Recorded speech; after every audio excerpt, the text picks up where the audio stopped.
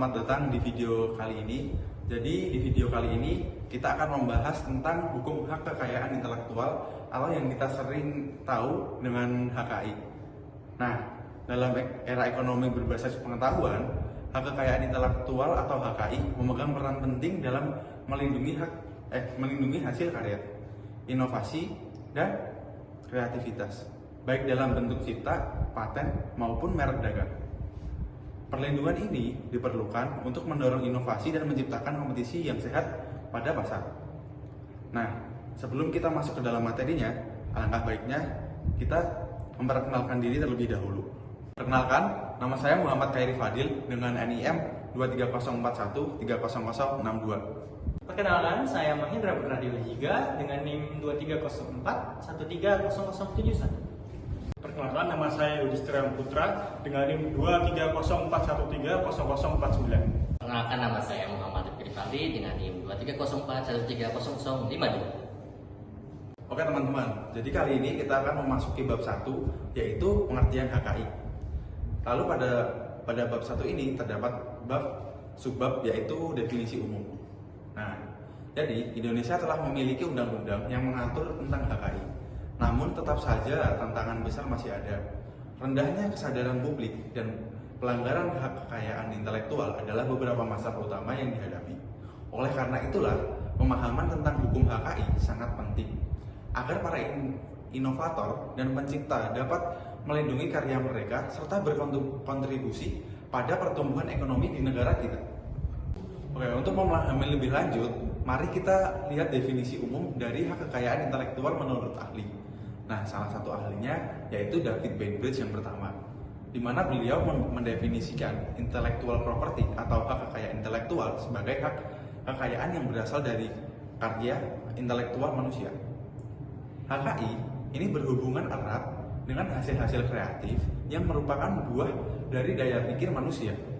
David Bainbridge menjelaskan bahwa HKI adalah hak yang berasal dari ekspresi kreativitas manusia dalam berbagai bentuk karya yang memiliki nilai guna dan manfaat, baik secara ekonomi maupun sosial, bagi kehidupan sehari-hari. Nah, dengan demikian, HKI memberikan perlindungan bagi individu atas kontribusinya terhadap kemajuan masyarakat. Nah, setelah kita belajar mengenai definisi umumnya, sekarang kita beralih ke fungsi dan tujuannya. Nah, selain memberikan perlindungan, hak kekayaan intelektual atau HKI juga memiliki fungsi dan tujuan yang mendasar. Mari kita lihat beberapa fungsi utama dari HKI ini. Yang pertama, HKI berfungsi sebagai perlindungan hukum bagi pencipta.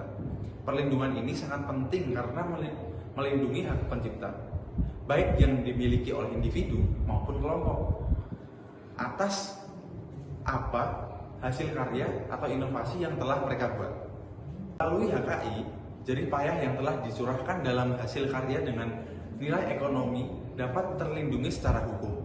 Hal ini memberikan keamanan bagi pencipta, karena hasil karya mereka yang berharga diakui dan dihargai, tidak hanya sebagai sebuah produk atau karya seni, tetapi juga sebagai aset yang bernilai bagi mereka. Nah, tujuan kedua dari HKI ini adalah mengantisipasi dan mencegah terjadinya pelanggaran. Dengan adanya perlindungan HKI, pelanggaran terhadap kekayaan intelektual milik orang lain dapat ditekan dan tindakan ilegal seperti penjiplakan atau penggunaan tanpa izin bisa dicegah. Ini menjadi sangat penting dalam menjaga keaslian dan keutuhan karya serta memberikan rasa aman bagi penciptanya. HKI juga memiliki peran penting dalam meningkatkan kompetisi. Dalam dunia komersialisasi, HKI mendorong adanya kompetisi sehat antar pencipta dan inovator. Dengan adanya perlindungan atas karya intelektual, para pencipta termotivasi untuk terus berkarya, berinovasi, dan memberikan kontribusi yang bernilai bagi masyarakat. Nah, HKI juga memungkinkan mereka mendapatkan apresiasi dan penghargaan atas karya-karya yang telah mereka hasilkan selama ini.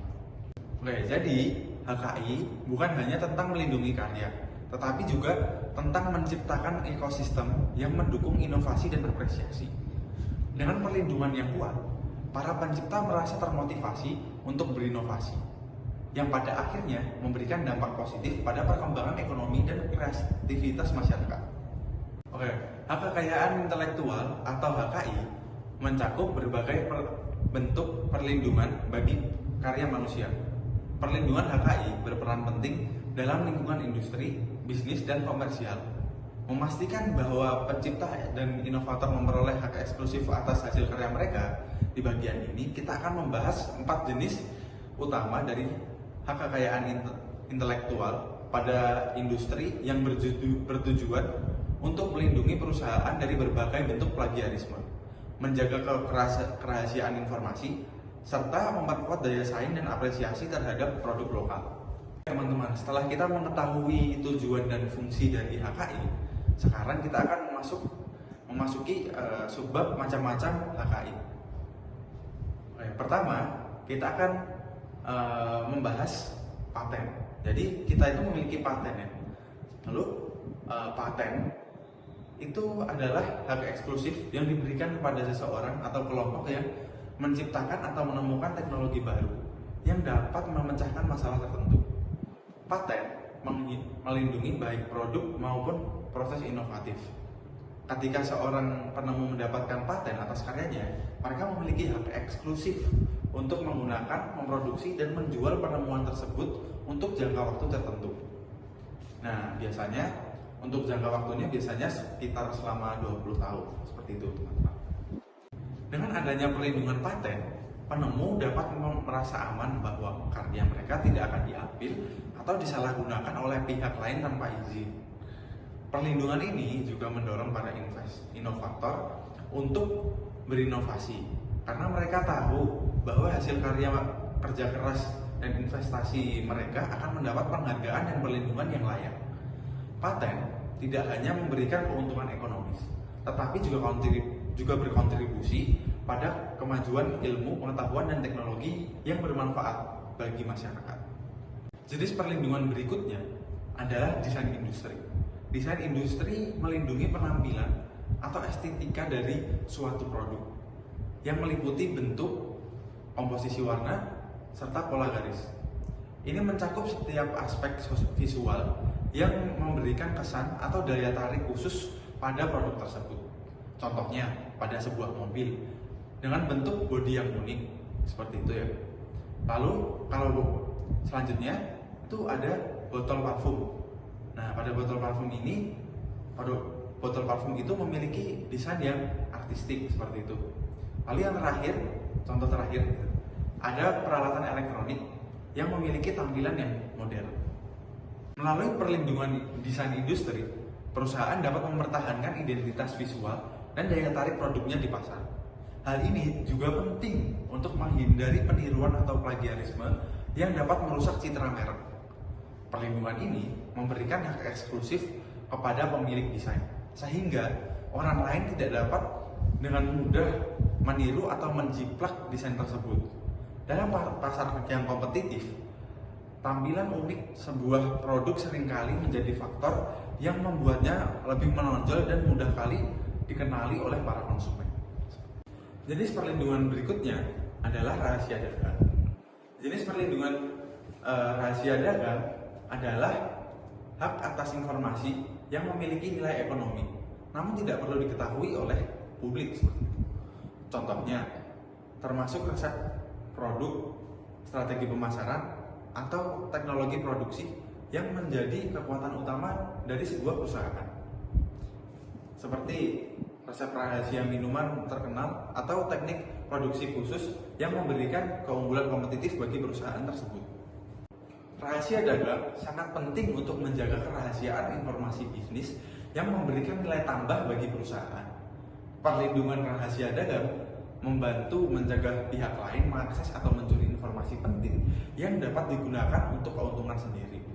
Jika suatu perusahaan mempertahankan rahasia dagangnya, mereka dapat terus bersaing di pasar tanpa risiko kompetitor meniru atau memanfaatkan informasi tersebut untuk keuntungan mereka. Yang berikutnya yaitu indikasi geografis.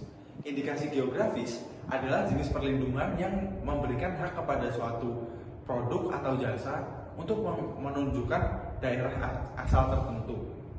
Produk-produk ini memiliki kualitas, reputasi, dan karakteristik yang khas karena dipengaruhi oleh lingkungan geografis atau budaya daerah asalnya. Misalnya, kopi Sumatera yang dikenal karena cita rasanya yang unik. Lalu ada teh dari Jawa Barat ataupun kain batik dari Yogyakarta. Perlindungan ini tidak hanya memberikan pengakuan terhadap keunikan produk lokal, tetapi juga membantu menjaga warisan budaya dan tradisi dari suatu daerah. Dengan adanya indikasi geografis, produk tersebut dapat menarik minat konsumen baik di dalam negeri maupun internasional. Karena mereka tahu produk itu memiliki nilai autentik dan kualitas yang terjaga. Jadi, melalui beragam jenis perlindungan hak kekayaan intelektual ini, inovator, pengusaha, dan masyarakat dapat memiliki rasa aman dan apresiasi yang lebih terhadap hasil karyanya. HKI bukan hanya melindungi secara hukum, tetapi juga menciptakan iklim berkompetisi yang sehat dan mendorong inovasi yang terus berkembang di Indonesia. Perlindungan HKI yang baik akan memastikan bahwa kreativitas dan identitas budaya bangsa dapat tetap dihargai dan dilestarikan. Oke teman-teman, untuk subbab yang selanjutnya adalah prinsip HKI. Nah, hak kekayaan intelektual atau HKI tidak hanya tentang perlindungan hukum, tetapi juga berdiri di atas prinsip-prinsip yang mendasari tujuan dan manfaatnya bagi individu maupun masyarakat. Mari kita bahas 4 prinsip utama yang menjadi landasan dalam konsep HKI ini. Yang pertama, yaitu prinsip ekonomi. HKI memiliki nilai ekonomi yang signifikan bagi pemiliknya, baik itu hak cipta, paten, ataupun merek dagang. Hak ini memungkinkan pencipta atau pemegang hak untuk memperoleh keuntungan dari karya mereka, baik melalui penjualan, lisensi, ataupun royalti. Dalam dunia bisnis, perlindungan HKI membantu menjaga eksklusivitas produk atau teknologi, sehingga para pemilik hak cipta dapat meraih keuntungan dan insentif untuk terus berinovasi. Untuk prinsip kedua adalah prinsip kebudayaan. HKI memiliki peran besar dalam pengembangan kebudayaan, baik dari segi ilmu pengetahuan, seni, maupun aspek-aspek lainnya. Dengan adanya HKI, para pencipta dan inovator didorong untuk mengekspresikan gagasan ini, seni, lalu inovasi mereka, yang pada gilirannya itu dapat meningkatkan keberagaman dan kekayaan budaya masyarakat.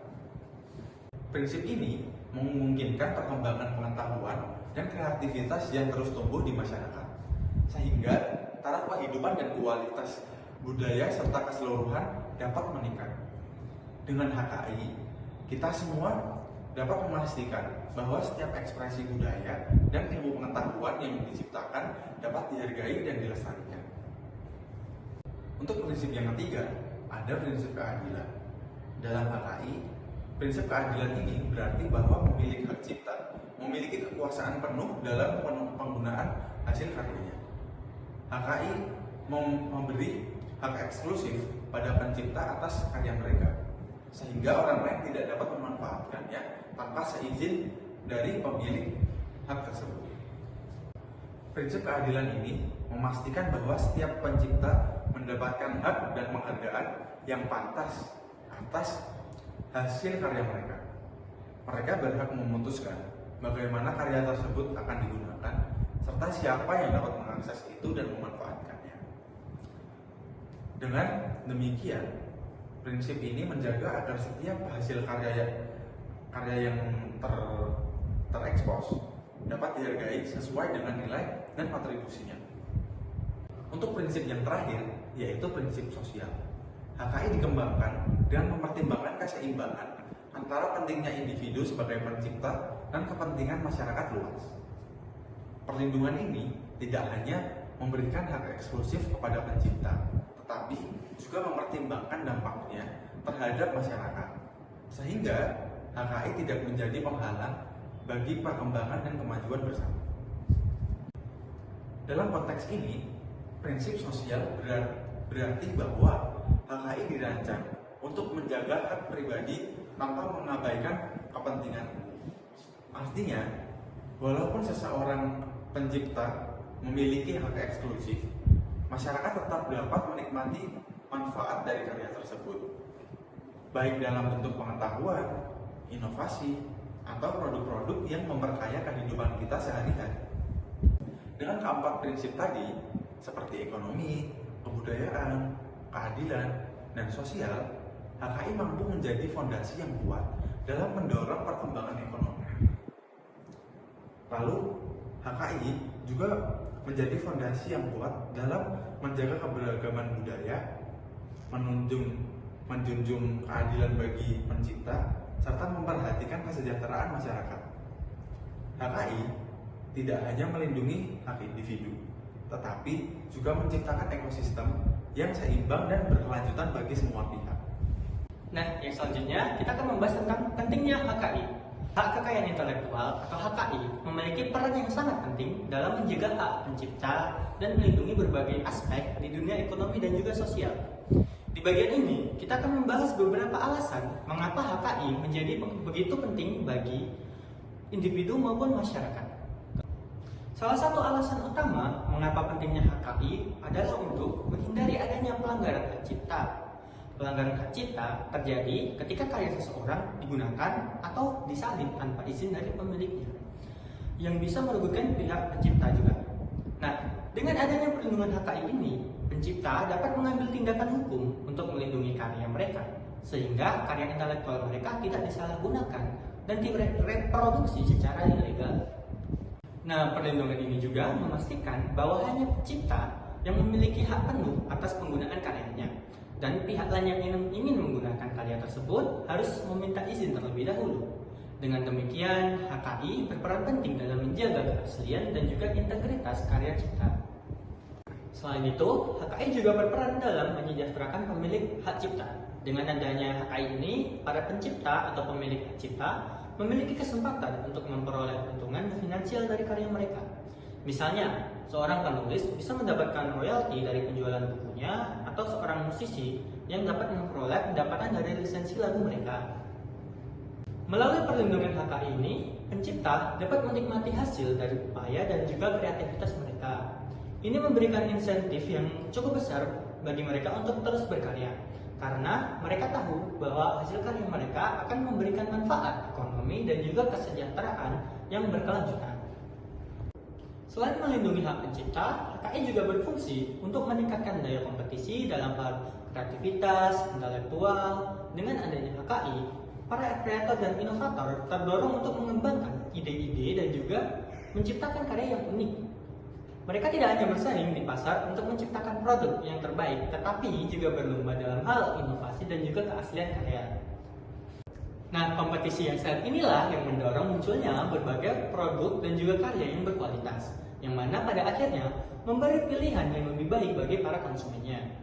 HKI ini mendorong para pencipta untuk menghasilkan karya yang otentik, orisinil, dan juga memberikan dampak yang begitu positif bagi perkembangan industri secara keseluruhan.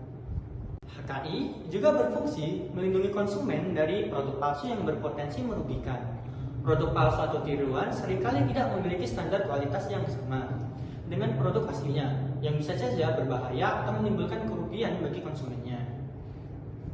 Dengan adanya perlindungan HKI ini, konsumen dapat lebih mudah mengidentifikasi produk asli dan terjamin kualitasnya. Hal ini meningkatkan kepercayaan konsumen terhadap merek atau produk tertentu yang membantu mereka memilih produk yang aman dan juga berkualitas.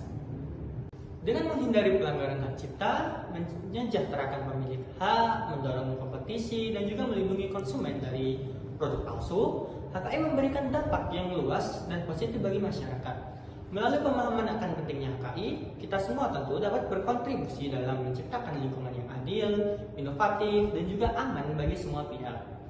Nah, selanjutnya kita akan masuk ke bab 2, yaitu etika dalam pemanfaatan karya intelektual. Nah, etika dalam pemanfaatan karya intelektual adalah sebuah prinsip dasar yang berkaitan erat dalam penghormatan terhadap hak kekayaan intelektual seseorang. Etika ini sangat penting untuk memastikan bahwa berbagai karya intelektual seperti karya seni, penelitian, tulisan, ataupun penemuan mendapatkan penghargaan yang layak dan tidak disalahgunakan. Setiap karya yang dihasilkan melalui proses intelektual mengandung nilai kreativitas, usaha, dan juga pemikiran penciptanya.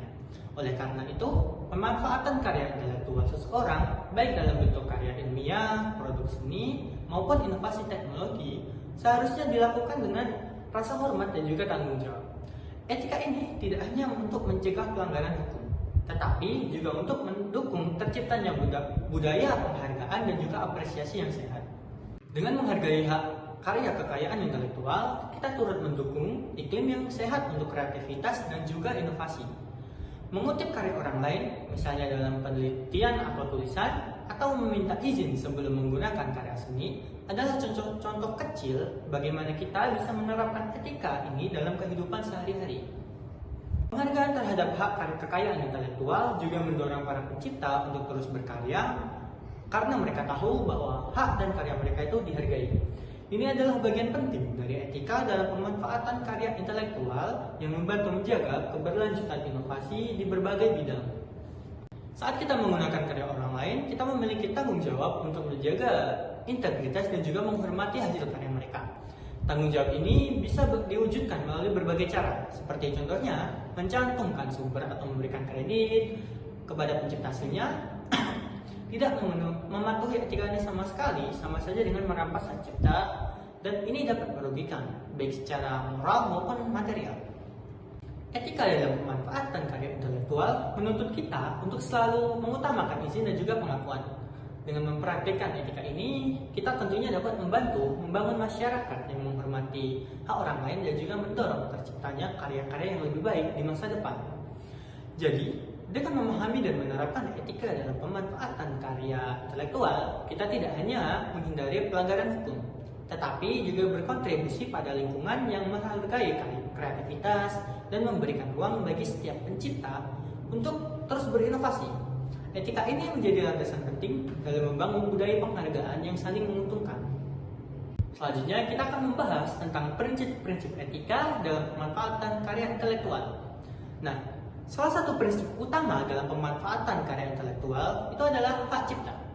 Hak cipta adalah hak eksklusif yang diberikan kepada pencipta untuk mengontrol bagaimana karyanya digunakan oleh orang lain.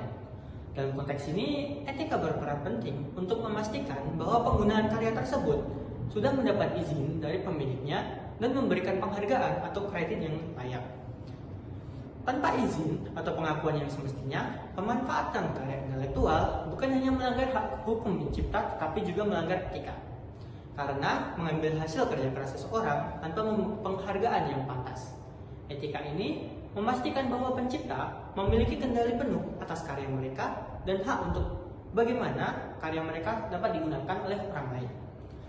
Mematuhi prinsip hak cipta dalam etika pemanfaatan karya intelektual dapat membantu menjaga hak pencipta dan mendorong keberlanjutan inovasi. Ini bukan hanya tentang mematuhi hukum, tetapi juga untuk menghormati karya orang lain dan upaya orang lain atas karyanya itu. Salah satu prinsip utama dalam etika pemanfaatan karya intelektual adalah menghindari tindakan plagiarisme.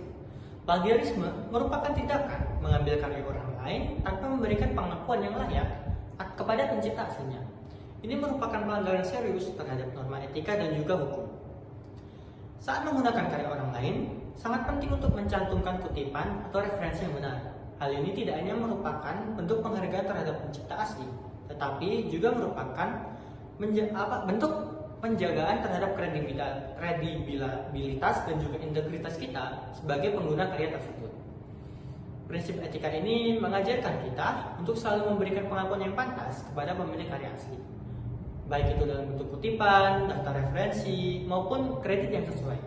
Nah, dengan menerapkan prinsip ini, kita dapat membantu mencegah tindakan plagiarisme yang tidak hanya merugikan pencipta, tetapi juga mencemarkan reputasi kita sebagai pengguna karya. Plagiarisme tidak hanya melanggar hak kekayaan intelektual, tetapi juga melanggar prinsip keadilan dan penghargaan dalam berkreasi. Dengan menjauhi tindakan plagiarisme dan menghargai setiap karya, kita berkontribusi dalam membangun budaya intelektual yang positif dan juga etis. Nah, prinsip yang kedua dalam etika pemanfaatan karya intelektual itu adalah penggunaan yang wajar atau lebih dikenal dengan fair use. Dalam beberapa kasus, penggunaan karya intelektual orang lain diperbolehkan tanpa memerlukan izin khusus. Penggunaan ini umumnya berlaku untuk tujuan tertentu, seperti pendidikan, kritik, dan juga penelitian. Fair use memungkinkan kita untuk memanfaatkan karya orang lain secara terbatas, asalkan tujuan penggunaannya sesuai dengan batasan yang sudah ditetapkan oleh hukum. Misalnya, penggunaan kutipan singkat dari suatu karya untuk tujuan pendidikan atau kritik masih dianggap etis dan juga sah secara hukum. Namun, penting untuk diingat bahwa meskipun fair use membolehkan penggunaan tertentu, ada batasan yang harus kita hormati. Penggunaan yang berlebihan atau tidak relevan dengan tujuan pendidikan atau penelitian bisa dianggap sebagai pelanggaran etika, bahkan jika niat awalnya untuk berbagi ilmu. Dengan memanfaatkan prinsip fair use secara bijaksana dan etis, kita dapat menghormati hak kekayaan intelektual orang lain sambil tetap memberikan ruang untuk pendidikan, penelitian, dan juga pengembangan ilmu pengetahuan. Prinsip ini memungkinkan kita untuk berbagi informasi tanpa melanggar hak atau mengabaikan apresiasi terhadap pencipta aslinya. Nah, selanjutnya salah satu aspek penting dalam hak kekayaan intelektual adalah perlindungan terhadap hak paten dan juga merek dagang. Hak paten melindungi penemuan teknis yang dihasilkan oleh para motivator seperti teknologi baru ataupun metode industri. Sedangkan merek dagang melindungi identitas bisnis termasuk logo dan juga simbol yang mewakili produk dan juga jasa suatu perusahaan. Etika dalam pemanfaatan hak paten dan merek dagang menekankan pentingnya menghormati hak eksklusif pemiliknya, menggunakan ataupun meniru inovasi tanpa izin, ataupun menggunakan merek dagang tanpa hak tidak hanya merugikan pemiliknya, tetapi juga dianggap melanggar etika bisnis. Praktik ini dapat menurunkan kepercayaan dan kepada konsumen dan juga mencemarkan reputasi pihak yang melanggar. Misalnya, ketika suatu produk dipalsukan atau ketika inovasi teknis digunakan tanpa izin, pemilik hak paten atau merek dagang mengalami kerugian, baik secara finansial maupun reputasi. Ini menyalahi prinsip keadilan dalam bisnis dan juga menurunkan motivasi bagi para pencipta untuk terus berinovasi.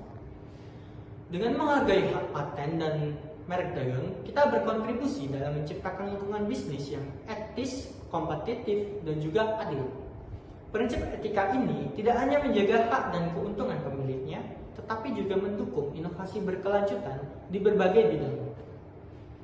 Baik, selanjutnya kita akan lanjut ke prinsip-prinsip etika dalam pemanfaatan karya intelektual, yaitu berbagi ilmu dengan etika. Berbagi ilmu pengetahuan merupakan bagian penting dari dunia akademik. Namun, proses berbagi pengetahuan ini harus selalu dilandasi oleh integritas dan tanggung jawab. Dalam lingkungan akademik, berbagi pengetahuan dan hasil penelitian sudah menjadi hal yang umum, tetapi harus dilakukan dengan prinsip etika yang kuat.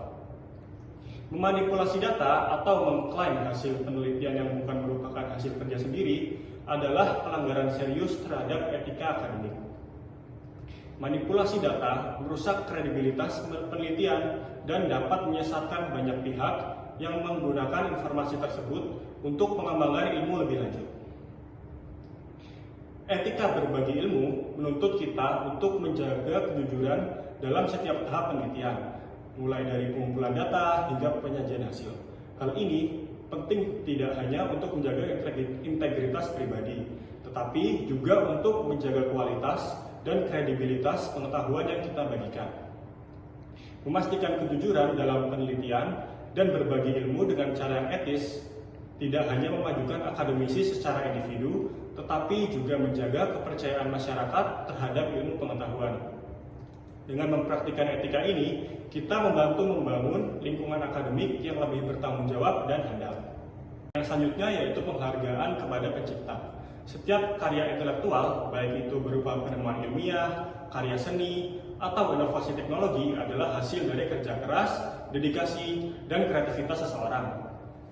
Setiap pencipta telah mengorbankan waktu, tenaga, dan pemikirannya untuk menghasilkan karya yang berharga bagi kemajuan ilmu pengetahuan dan peradaban Indonesia.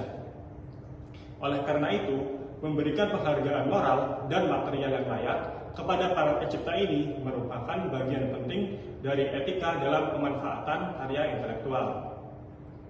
Pengakuan dan apresiasi terhadap kontribusi pencipta tidak hanya menghargai upaya individu, melainkan juga menjaga sistem insentif yang mendorong inovasi dan kemajuan ilmu pengetahuan secara keseluruhan. Tanpa adanya penghargaan yang memadai, motivasi untuk berkreasi dan berinovasi dapat menurun, yang pada akhirnya akan menghambat perkembangan ilmu dan teknologi yang begitu bermanfaat bagi kehidupan manusia. Lalu selanjutnya, transparansi dalam referensi. Dalam dunia akademik dan ilmiah, menyebutkan sumber asli informasi atau ide yang digunakan secara jelas merupakan bagian penting dari etika dalam pemanfaatan karya intelektual. Hal ini berguna untuk membantu memastikan bahwa penulis atau pembuat karya tidak mengambil kredit atas karya orang lain tanpa memberikan pengakuan yang semestinya. Transparansi dalam referensi bukan hanya sekedar formalitas, melainkan sebuah prinsip etika yang menjaga integritas ilmiah dan menghindari praktik plagiarisme yang merugikan. Dengan mencantumkan sumber acuan secara jelas, pembaca atau pengguna karya dapat melacak kembali informasi dan mengevaluasi kredibilitas serta orisinalitas dari konten yang disajikan. Hal ini mendukung pengembangan ilmu pengetahuan yang sehat, di mana ide-ide baru dibangun di atas fondasi karya-karya terdahulu yang diakui dan dihargai dengan semestinya. Ilmu pengetahuan dan inovasi teknologi seringkali merupakan hasil dari kerja kolaboratif antar banyak pihak, seperti para peneliti, insinyur, dan ilmuwan. Dalam kolaborasi intelektual semacam ini, setiap kontributor harus diakui secara adil berdasarkan peran dan sumbangsinya masing-masing. Tidak boleh ada pihak yang diklaim sebagai penulis atau penemu utama jika kontribusinya tidak signifikan atau bahkan tidak ada. Kerjasama yang etis menjamin pengakuan yang layak bagi semua pihak yang terlibat, mencegah klaim kepemilikan yang tidak berdasar, dan mendorong iklim akademik yang sehat. Hal ini tidak hanya penting untuk menjaga integritas individu, tapi juga untuk membangun lingkungan kolaboratif yang produktif dan saling menghargai. Dengan menerapkan prinsip kerjasama yang etis, kita dapat memastikan bahwa setiap kontribusi diakui dan dihargai secara adil, sehingga mendorong lebih banyak lagi kerjasama yang menghasilkan inovasi yang bermanfaat bagi umat manusia. Baik, yang selanjutnya, penggunaan yang bertanggung jawab.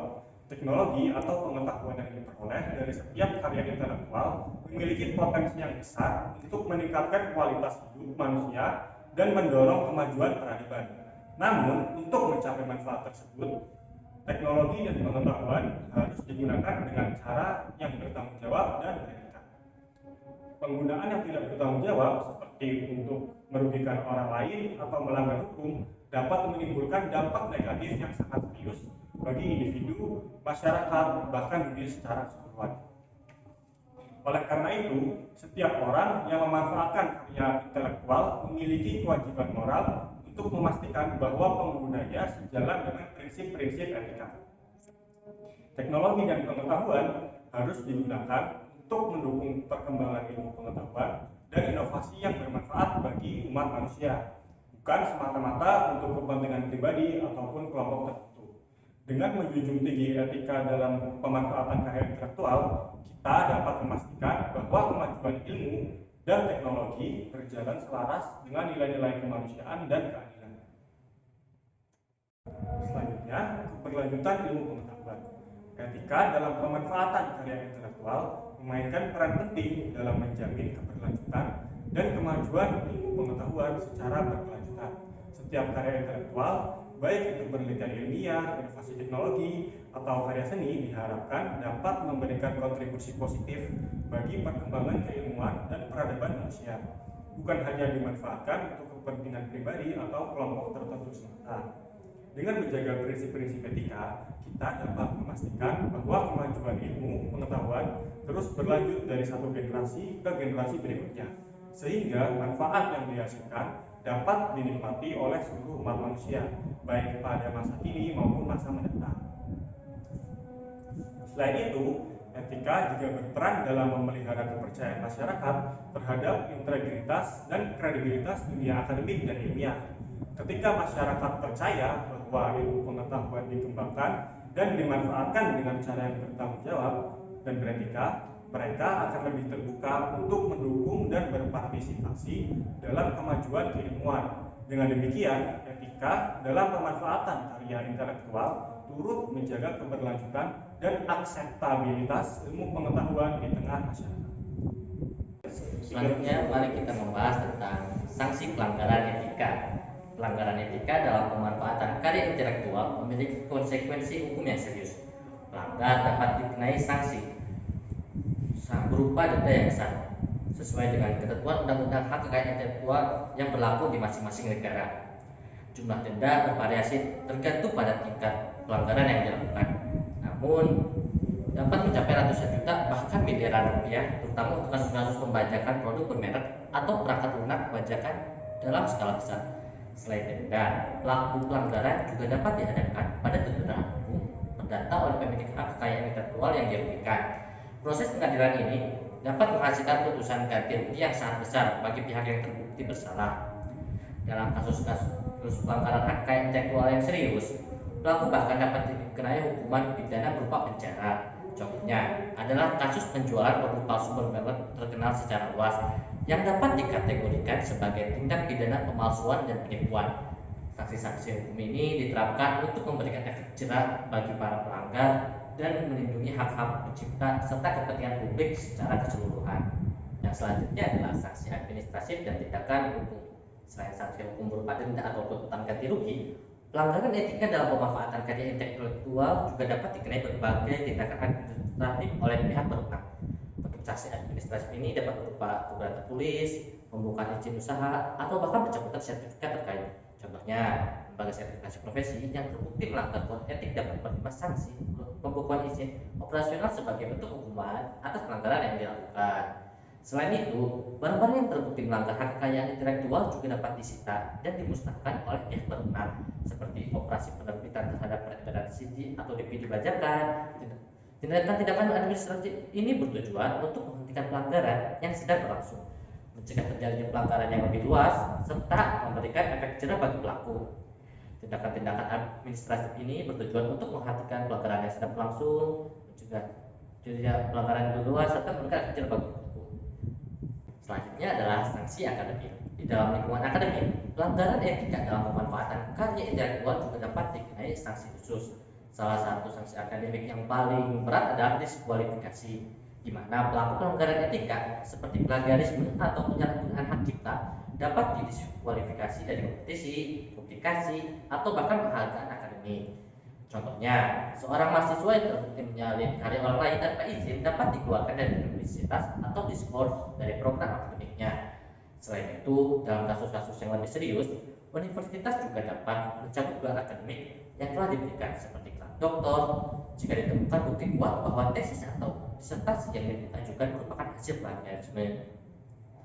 Sanksi-sanksi akademik ini diterapkan untuk menjaga integritas dan kredibilitas dunia pendidikan tinggi, di mana kejujuran intelektual dan orisinalitas karya ilmiah menjadi fondasi yang mutlak diperlukan. Dengan adanya konsekuensi yang jelas, diharapkan dapat mendorong para akademisi untuk senantiasa menjunjung tinggi etika dalam memanfaatkan karya intelektual. Selanjutnya adalah sanksi profesional. Selain sanksi hukum dan juga akademik, pelanggaran etika dalam pemanfaatan karya intelektual juga dapat menimbulkan konsekuensi profesional yang serius bagi orang yang melanggar. Salah satu bentuk sanksi profesional yang paling berat adalah kehilangan reputasi. Ketika seorang profesional seperti penulis, peneliti, atau pengolah perangkat lunak terbukti melakukan pelanggaran hak cipta atau plagiarisme, hal ini dapat merusak kredibilitas dan reputasinya secara signifikan. Kehilangan kepercayaan publik dan mitra bisnis akibat reputasi yang buruk ini dapat mengakibatkan hilangnya kontrak, pembatalan kerjasama, atau bahkan pemecatan dari pekerjaan. Perusahaan atau institusi tempat profesional tersebut bekerja juga dapat memutuskan hubungan kerja jika karyawannya terbukti melanggar hak kekayaan intelektual. Karena hal itu dapat membawa risiko hukum dan reputasional bagi organisasi. Sanksi profesional ini menegaskan bahwa etika dalam pemanfaatan karya intelektual bukan hanya sekedar kewajiban moral, melainkan juga berkaitan erat dengan keberlangsungan karir dan reputasi seorang profesional di dalam industri atau komunitasnya. Kita akan masuk ke bab ketiga, yaitu pelanggaran hak kekayaan intelektual dalam teknologi.